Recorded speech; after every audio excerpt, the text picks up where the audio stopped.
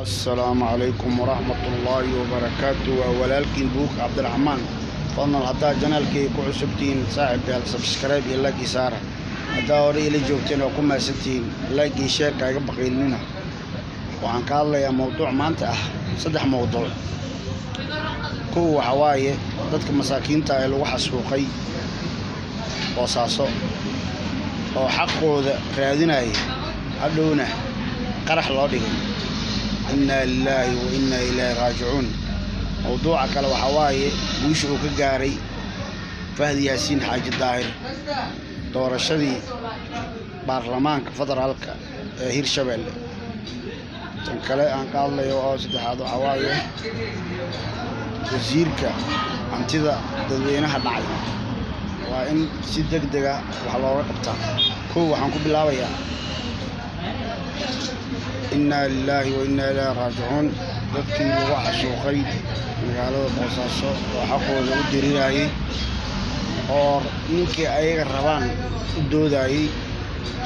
ay dhaheen ninkaas ma ahan ninka lama rabno oo la xasuuqay waxaan leeyahay waxba yaan la cabsiinin halkaas ka socda dantiina gaara yaan la yeerinin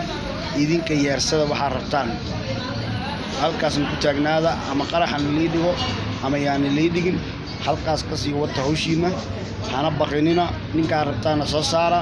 Jamaal Ali Xuseen Jamaal hal soo saaro dhiigga loo huro idda kale aan ka hadlayo waxa waaye oo labaad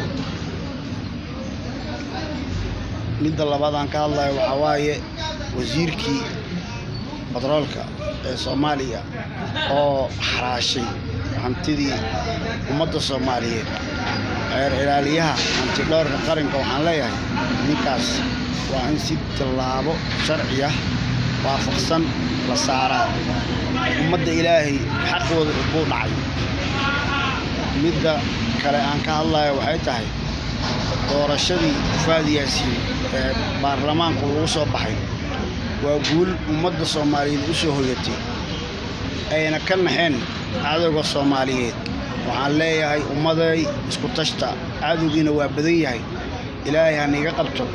Wassalaamu calaykum waraxmatullaahi wabarakaatuh.